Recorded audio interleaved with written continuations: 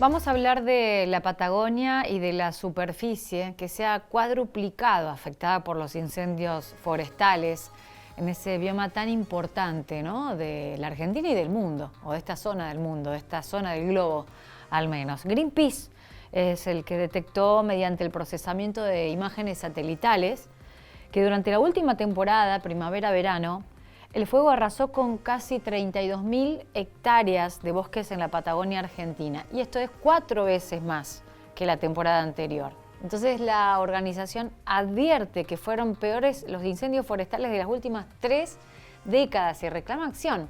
Reclama acción que ¿quiénes son los responsables de llevar adelante?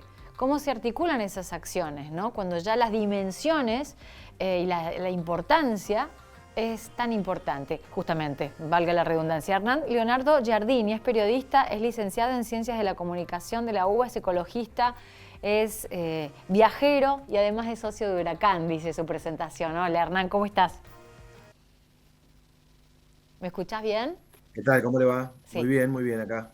ahí está. Bueno, ¿cómo podemos empezar a desglosar estos análisis que hace esta organización como Greenpeace, pero que seguramente conocerás también con otras fuentes, ¿no?, con otros estudios?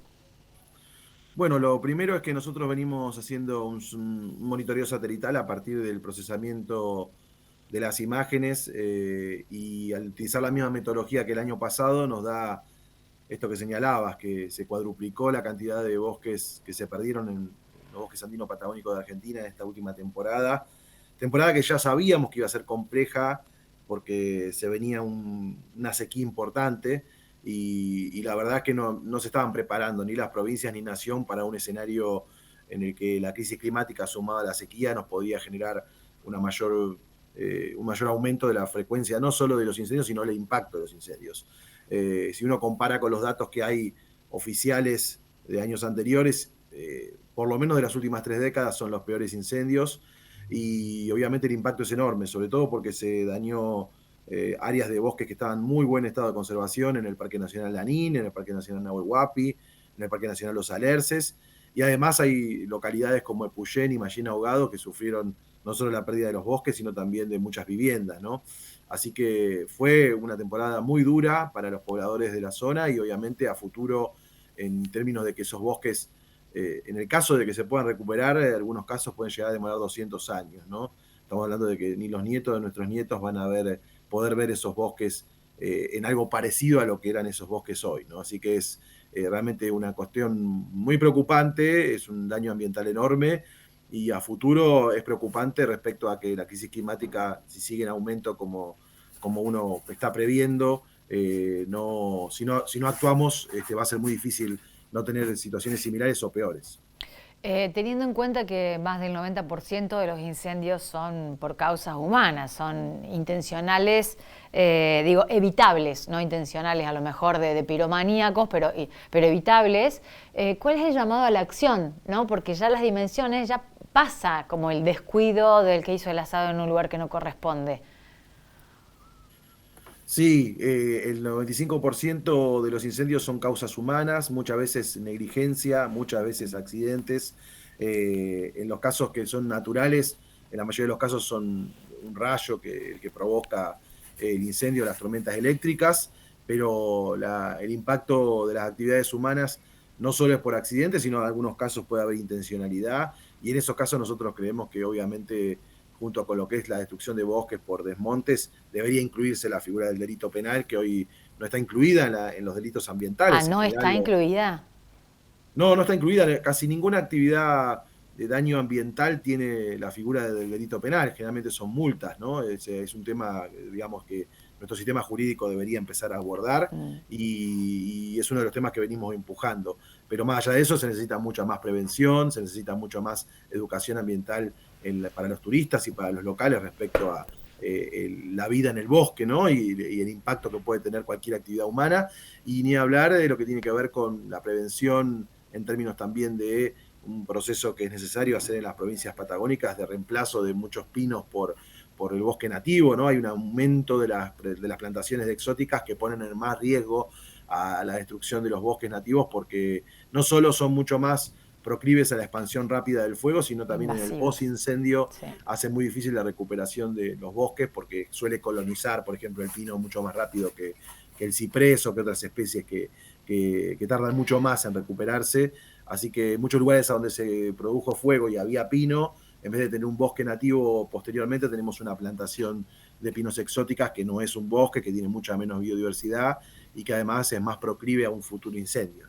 Y eso tampoco está legislado, digo, no hay ordenanzas que prohíban la plantación o la proliferación de pinos en lugares en donde debería ser autóctona la vegetación. O sea, sí está legislado respecto a de acá para adelante, donde sí puede haber una transformación del bosque y donde no puede haberla, pero lo que sí sucede es que los pinos que hay son muchos ya de varias décadas atrás, ¿no? Entonces hay muchas plantaciones abandonadas, muchas zonas que ya tienen las plantaciones allí conviviendo un poco plantación, un poco bosque y en algunos casos zona urbana, con lo cual a futuro lo que no está legislado es cómo, y más que eso, más que legislación, necesita políticas públicas de las direcciones de bosque de las provincias y los municipios patagónicos para hacer un trabajo de reemplazo, de recuperación del ¿Y hay bosque. un trabajo unificado entre las No, provincias patagónicas en ese no, no, sentido? no, no, No. no, no lo hay en el tema plantaciones, es casi nulo, muy poco. De hecho, la restauración del bosque es, como te diría, en muchos casos natural, si bien hay una recolección de semillas post incendio y algunos viveros para intentar fortalecer la recuperación del bosque. Donde hay pino exótico, es muy probable que gane el pino exótico a la restauración del bosque. En eso estamos muy atrás y así como hay muy pocos brigadistas de infraestructura a nivel provincial y a nivel nacional, en términos de la magnitud de la crisis climática, que por más que se niegue o por más que se subestime, existe y que nos va a poner más en riesgo, nos tenemos que preparar para un escenario climático más complejo, lo estamos viviendo hoy hasta con las inundaciones que estamos sufriendo y que se van a repetir cada vez más. Eso implica prepararse de manera distinta y en términos de bosques, una parte del trabajo tiene que ver con esta restauración y recuperación del bosque, donde hoy hay exóticas, sobre todo en las zonas de municipios y en las zonas de áreas protegidas, a donde debería primar la idea de mantener el bosque, que tiene otra humedad, que tiene otro comportamiento hacia el fuego. Los incendios de Puyén y Mallín Ahogado nos han mostrado el daño enorme que puede generar plantaciones donde arrancó el fuego y donde obviamente se expandió mucho más rápido que hubiera sido con el bosque nativo, ¿no?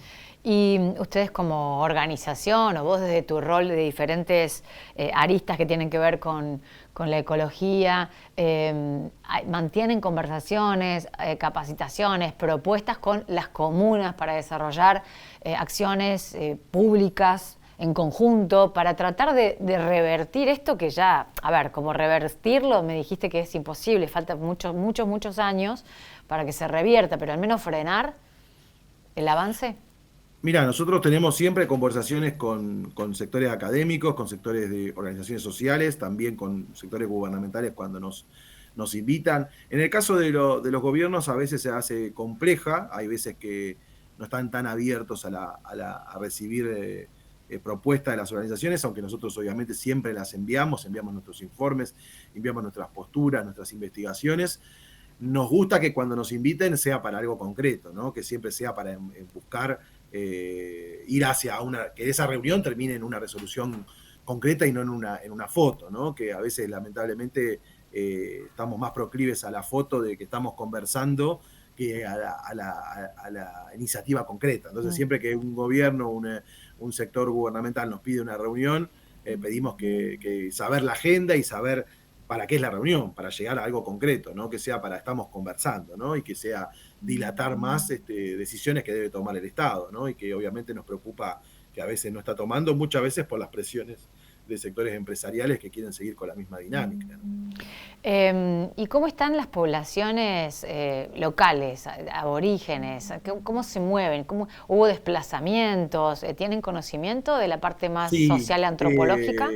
por un lado sufrieron una estigmatización con los incendios por parte de algunos gobiernos, como el Chubut, inclusive el de Río Negro, y un poco el gobierno nacional también, de acusarlos de ser los incendiarios, con lo cual es una cosa bastante ridícula, porque el pueblo mapuche convive con el bosque, para el pueblo mapuche como para los otros pueblos que conviven en los bosques nativos, el bosque es su casa, su almacén, su farmacia, su espacio espiritual.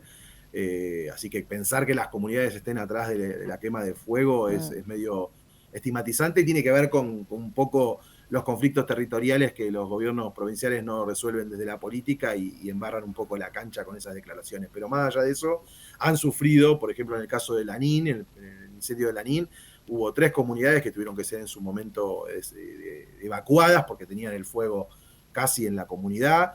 Así que, digamos, si bien no hubo en estos incendios un impacto muy grande sobre los territorios de las comunidades, sí lo tuvieron muy cerca y en otros años sí han sufrido el impacto de los incendios, ¿no? Con lo cual les deja cada vez menos espacio para poder convivir en forma armoniosa con el bosque. No solo las comunidades indígenas, sino también las poblaciones que usan el bosque también de forma recreativa y en forma turística. Así que el impacto es grande también desde el punto de vista, podríamos decir, desde el punto de vista social y no solo desde el punto de vista ambiental. Te quería preguntar justamente por eso, que vos decís, se cuadruplicaron las hectáreas afectadas por incendio. ¿Afectadas en qué sentido? Uno se imagina ahí como la tierra desértica, o ya empezaron a emerger algunas especies que no son las autóctonas, o el No, desplazamiento de... empezaron en las zonas de bosque, digamos, en lo que son los parques nacionales, empezó a emerger enseguida un rebrote en algunas áreas, posincendio natural. El problema que tiene, digamos, el posincendio es que, por un lado, hay que ver cómo se recupera el bosque, teniendo en cuenta que se viene la época de lluvias y la época que ya estamos teniendo en la región de bosque andino patagónica y las nevadas, y cómo puede trabajar la erosión hídrica frente a la recuperación del bosque, Claro. ¿no? Y al mismo tiempo algunas especies, sobre todo las de grandes árboles, son más complicadas en el posincendio para recuperarse. Lo que va a recuperarse rápido son los arbustos, algunos árboles tienen algún tipo de recuperación, otros no. Lo que puede pasar es que tengamos otro tipo de bosque, por lo menos en el mediano plazo, que el bosque que tuvimos, ¿no? Entonces, no necesariamente post-incendio tengamos el mismo tipo de bosque que el que Claro. supo haber, ¿no? Y obviamente al mismo tiempo hay un desplazamiento de las poblaciones de algunos mamíferos, o sea, puede haber un impacto que obviamente no está medido todavía respecto a áreas que habitaban, imaginemos un montón de especies que habitaban un área, se quema una superficie grande, no sé, del tamaño de media ciudad de Buenos Aires, en un área protegida, bueno, hay un desplazamiento de la fauna hacia otras áreas, puede haber una sobrepoblación de ciertos animales en alguna área, una escasez del otro, hay cierto desequilibrio no solo en la flora, obviamente con el incendio, sino también en la fauna respecto a movimientos que puede haber Sí, en las tal zonas cual. cercanas del incendio, ¿no? El aleteo de la mariposa. Y decíamos, te preguntaba recién por el tema de los poderes, de los desarrollos inmobiliarios, porque bueno, nunca las acciones son solamente individuales, hay intereses seguramente. ¿Ustedes han desarrollado algún tipo de investigación o tienen alguna elucubración al respecto del porqué de esto? Mira, lo primero que hay que decir que las condiciones en términos, digamos, ambientales estaban dadas para que sea una temporada complicada, porque había sequía, porque veníamos de varios años de estrés hídrico en la región, y sumado a que teníamos el fenómeno de la Niña, que nos traía una sequía fuerte en la zona, con lo cual las condiciones para que cualquier foco se convirtiera en un incendio grande estaban dadas. Obviamente que la capacidad de combatir 3, 4 incendios grandes de magnitud al mismo tiempo es limitada en nuestro sistema de manejo del fuego, que es responsabilidad de las provincias y también de Nación, de no tener la capacidad de hacerlo, y obviamente es clave el ataque rápido. Ahora, siempre hay especulaciones de que algún incendio puede haberse desatado por intentar con el fuego deforestar, digamos, por alguna manera, pero no tenemos hoy precisión. Yo creo que la mayoría de los casos pueden haber sido negligencia, más que intencionalidad, pero hay a veces intencionalidad de quemar un bosque propio, por ejemplo, y que se expanda a mucho más. De hecho, hay un caso que sí lo detectaron en Chubut, en el sur de Chubut, en la zona de Atilio Bilione, en el sur de la provincia de Chubut, que se quemaron un montón de hectáreas, creo que más de 3.000 en una zona rural, donde fue un productor ganadero el que había prendido Claro. fuego para el rebrote de las pasturas y para deforestar, con lo cual ahí hubo un caso en el que la justicia detectó a alguien concreto en el que se demostró, ¿no?, la intencionalidad de deforestar. Pero en el resto de los casos es muy poca la información y en un momento, lamentablemente, la provincia de Río Negro y la provincia del Chubut empezaron a hacer hasta detenciones medio al voleo a un montón de personas buscando un culpable, lo cual generó mucho miedo también hasta con la gente que estaba ayudando a apagar los incendios, hasta tenía miedo de que la detuvieran porque estaba en la zona, ¿no? Había mucha persecución inclusive de los pobladores, de decir, bueno, hay un sospechoso caminando por la zona. Empiezan a pasar esas cosas también, ¿no? No tenemos una justicia que también aborde esto desde el punto de vista ambiental, no hay fiscalías ambientales. Sí, me Lo parece que toma eso la es lo justicia clave. penal y Sí. no ser un delito penal la cuestión ambiental, no tenemos esa estructura que deberíamos tener desde el punto de vista jurídico para tener especialistas para investigar las causas de los inicios del fuego. Sí, falta avanzar en ese paso. Hernán Giardini, de Greenpeace, muchísimas gracias por esta conversación, por esta nota. Un gusto. Hasta luego. Hasta luego. Bueno, ahí estamos. Entonces, haciendo la última pausa en Punta de la Milla, regresamos con más.